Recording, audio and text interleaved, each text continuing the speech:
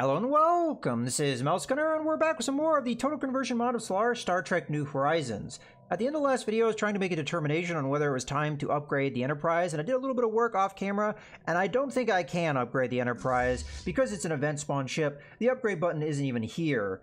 If I switch over to my second fleet, you'll note this is the upgrade button, it's the one with a little arrow, and it's not there on the Enterprise. So I don't think that I can upgrade an event spawn ship like this. So with that being said, I did a little bit of playing around with the NX class of ships to see if I could get a ship that's better than this one. We have already gotten to the same warp technology that the Enterprise had. When it first spawned, it had a tech that we hadn't yet attained, but we've gone beyond that now. So the main thing is the damage per tick, in my opinion. Although this has a quite good evasion looking at things.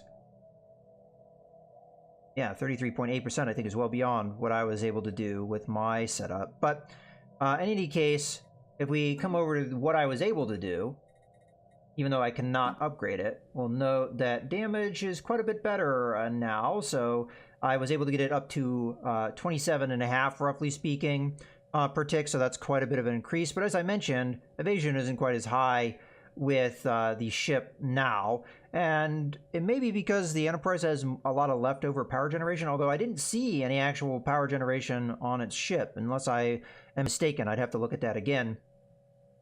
But the Enterprise does have a saucer section that I couldn't even set up. Like, this is the only saucer section that I can use, and it is different than what the Enterprise had. So if we look at that again, we see that it's 2 orange, a red, and a yellow. I can't do that setup anyway. Yeah, so why is the evasion so high? Might be one of these other things here. Ah, there you go, 10% buff here for evasion. Yeah, okay, so there's some things that we don't have yet, or we haven't unlocked yet. So this is still a relevant ship, but there will come a time when it stops being as relevant. And right now, the damage output is kind of low for what we could produce for a military ship, but it does have some benefits, like its hull points are at 3,800. What is our current design looking at? Yeah, so it's got more hull points. Armor, I'm not exactly sure. We have shields, it doesn't, so that is a big difference. Armor is 1,500. I think that's better as well. So it does have some advantages over what we can do, but again, at some point, this will stop being as relevant. And I don't think the speed stat is something that is listed in the ship designer. If it is, I've missed it. Yeah, combat speed is just empty. It's not being listed. So maybe that's something that the mod is missing. But yeah, there's definitely a spot for it. It's just not being shown. All right. Well, in any case, as I said, the Enterprise is still relevant now, but eventually that will become less and less the case. Okay, with that being all said, let's look to continue here. Okay, so energy resources have reached their peak. What could we do with that? We could hire more leaders, although we are very close to the cap, and I don't know if I like doing that when I'm close to a cap like that. I don't think there's an advantage to doing governors, because the governor seems to be going on all of the planets. I mean, Terra Nova? Yeah, governor. Unless there's a way to do that differently. Planets and sectors. Maybe we could set up a sector. There's not really a reason to do that at the moment, though.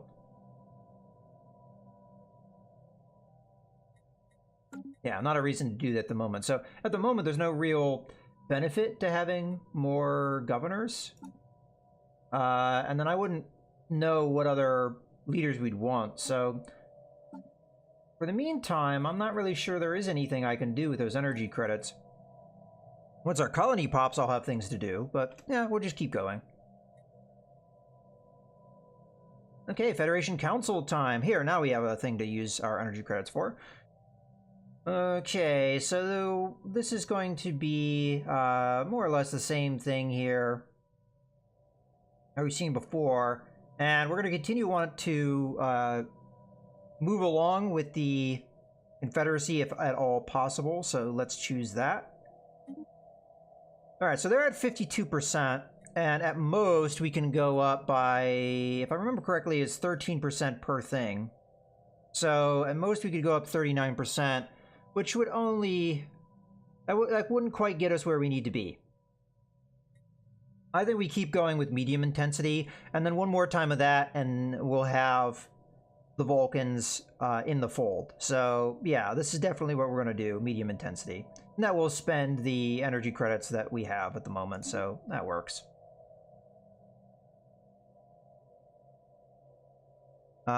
It may come time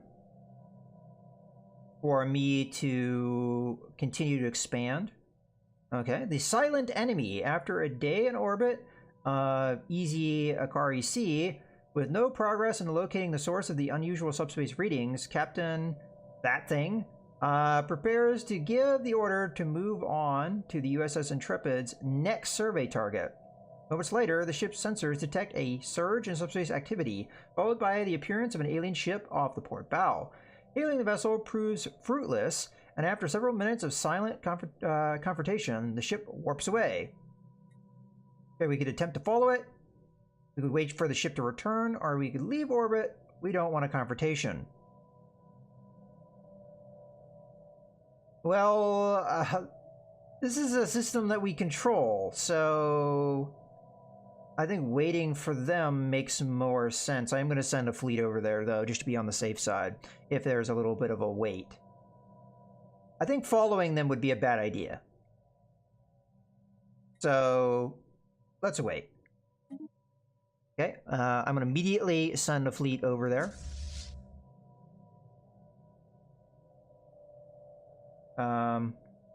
Where is the Intrepid? Why are they not on the map?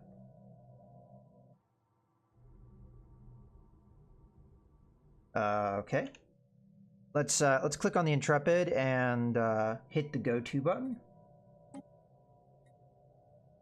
Oh, that was the anomaly. I thought that was the distress call. We're still doing that. Okay, my bad. So the Intrepid is here. So let's grab our fleet. That's technically closer anyway. So yeah, second fleet, which is the one that has more combat strength. How about you go over here? Okay, so staying put didn't make as much sense. I thought it was the distress call one, so... Okay, well... We waited for it. I don't really want to stick around, though, too long. It's possible, because I don't think we're that close to the warp out. Yeah, we'll have some travel time here, so it's possible the event will pop. So, let's survey this system. So I don't want to have my science ships waiting around, but I'm going to send my military fleet over there just in case this is a hostile threat. Okay, let's continue. Okay, the silent enemy. 2 days pass, and the crew of the USS Intrepid grows convinced that aliens have no plans to return to the system. On the third day, and this should have been the clue, because I knew that first I was like, I don't remember it being planets being named this in that system, but okay. On the third day, the ship sensors detect another surge in the subspace activity before the alien ship drops out of warp next to the USS Intrepid. The vessel raises a shield and powers up what appears to be its weapon systems. I'm going to... in theory, our science ship doesn't even have weapons, so this doesn't really make a whole lot of sense. We're diplomatic. We'll say hail them. Okay, USS Intrepid's communication officer repeats an all-frequencies hail to the alien vessel. Bridge crew awaits response in tense silence, with only the hum of the ship's engines in the background. An alert chimes. The aliens have returned the hail. A strange, almost fungal form appears on the view screen, and a series of clicks, low moans are heard through the communication system. Okay, I am Captain So-and-so of the USS Intrepid. The captain begins before detailing the ship's mission and the system. With every new sound from the alien, the USS Intrepid's universal translator system starts to construct a model of its language until at last broken phrases are overlaid, followed by full sentences. A dialogue has begun. The alien describes itself as Ilachi and says it is on a mission for its overlord that it cannot fail. Its orders were not to interfere with other species, but our hails piqued its curiosity. 10 minutes of conversation later, it announces it is time for it to depart and regrets how unlikely it is to ever meet with Captain so-and-so again. The Xenology Department eagerly looks forward to reviewing the data gathered during the encounter. So this is a similar event that actually happened in the Enterprise series.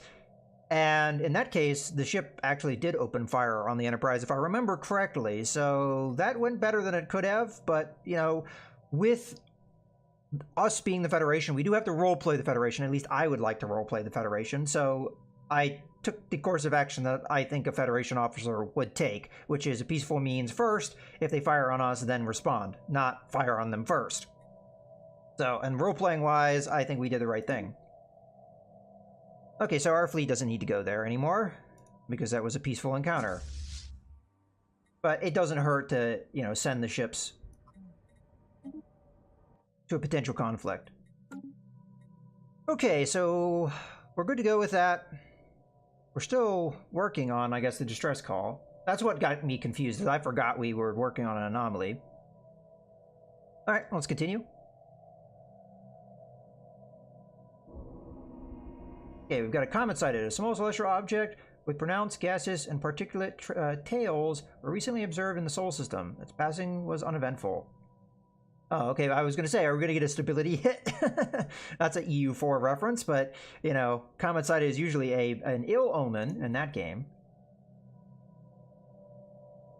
Although I guess it could be good sometimes. It's been a while since I've played EU4. I usually associate the comet sightings, though, to bad things happening.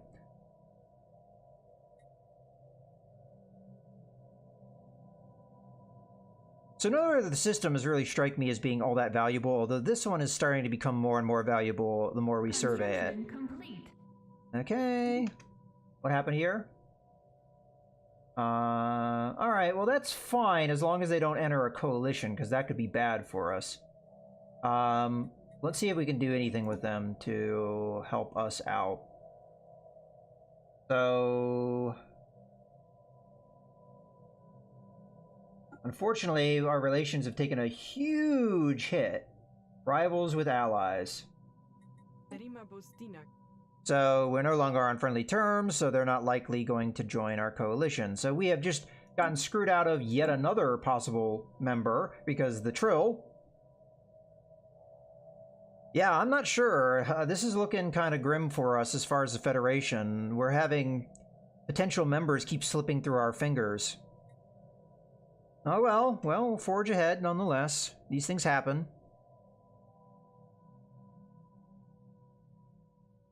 If these guys keep developing, okay, we've hit our energy credit cap again. Not too surprising because we produce quite a few. Oh, my one construction ship has nothing to do. Let's change that. So we're going to go over here and build a mining station. Okay.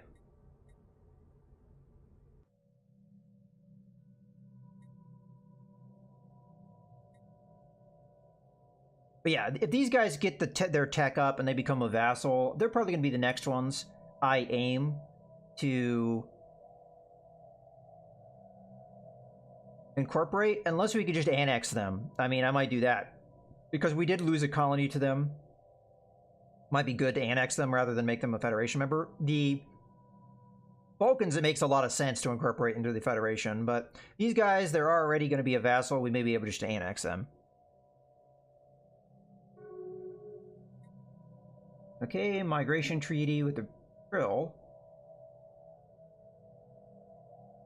Alright, well that's, that popped up because of the association status these guys have. But I think these two are probably going to become friends and join a coalition, so that sucks. Okay, our other construction ship is done. So now we have to think about what we're going to do here as far as with this construction ship. I think it should keep going and doing things. Well, we've got Ross 154, or we've got this place. I think this place is probably where we're going to end up going. It's going to take some time to get here. And hopefully by the time we get here, our survey will be complete is there's only 2 more things to survey. So let's go ahead and move here. And then we'll give them the order to set up an outpost once they get there, or once the survey is complete, either one.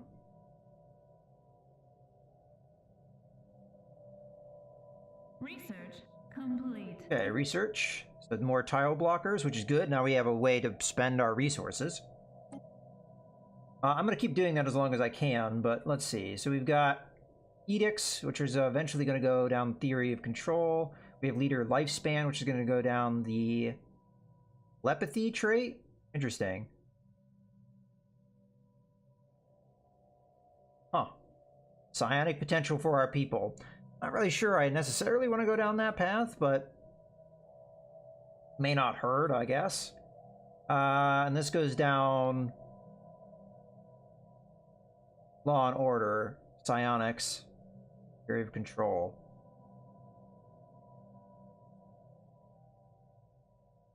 Well, is there an edict for more minerals? Not that I see. So, yeah, none of these are really striking me as something that I really have a strong feeling towards. I mean, leader lifespan could be good, so I guess we'll go with that one.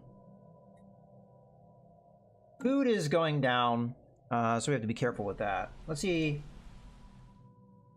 Fortunately, that tile blocker removal didn't really help, but it will help, I think, with New Andoria, because it was volcanoes, which we're going to have a couple of those. Yeah, so that did help us here. And it will help us with another colony that we probably will form sometime soon. Speaking of which, we probably have the resources to do so. So, on Earth, we've got potential to do a colony ship, and we're going to probably send that to Vega.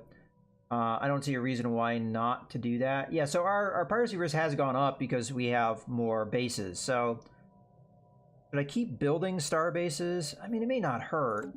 We don't want to build one here, though, because that is probably just building it where we have a lot of resources makes a lot of sense. So Wolf 359, that makes a ton of sense to have a upgraded starbase here. So why don't we do that? So upgrade here. We use those resources for that. I do want to get more colonies going, but this kind of stuff does worry me a bit. Although we will have these star bases coming out eventually.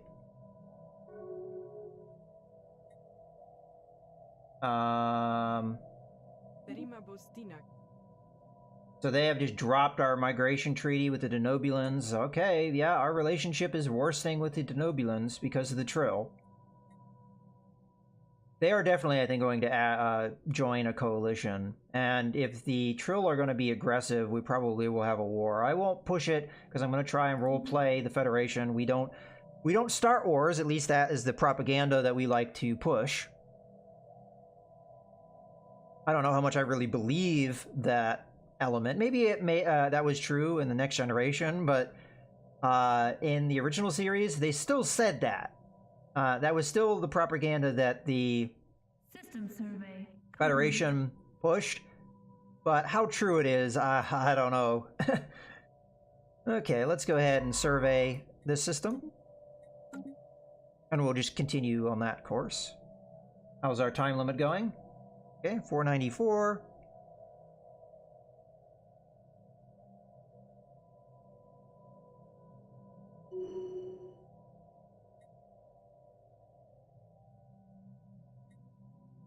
Ah, okay, so these guys have expanded a bit, which is why these have shown up. Yeah, okay. Continue. research complete. Okay, more research. So that's our resources. I'm not sure if we had anywhere where this was. I'm not seeing it on the map. But let's continue here. So we've got heavy pod. Does what? Not saying.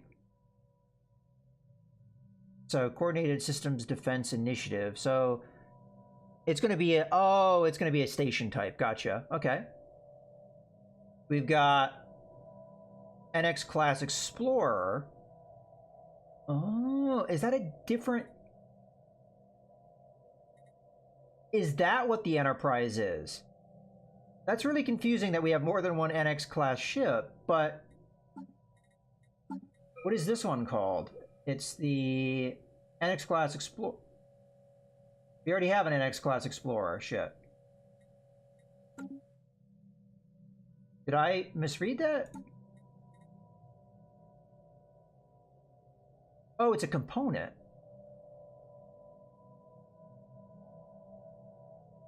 Kind of confused on what this does. Okay. So it's a component. It's not a ship class. But it's called the NX Class Explorer, so why they called it that, I don't... Oh, it's a refit. Okay. Interesting. Okay, so I kind of misread that at first, but it is a little confusingly named.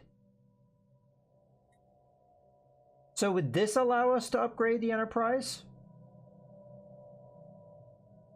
Existing NX class design and includes retrofitted ships such as Enterprise and USS Endeavour. It was renamed at the insistence of Admiral Jonathan Arthur after the first vessel of the NX class to be lost in the action, Columbia. Okay, well, let's continue looking here. So we've got increased afterburner tech. And then we have these things that have always been here. Well, this is really intriguing. I feel like I have to go with it. We do not have a bonus to research it, but I really want to see, can we upgrade the Enterprise with this? All right. In any case, it's a good point to go ahead and put a cut in the video. I hope you guys have enjoyed. This is Mouse Gunner, signing out.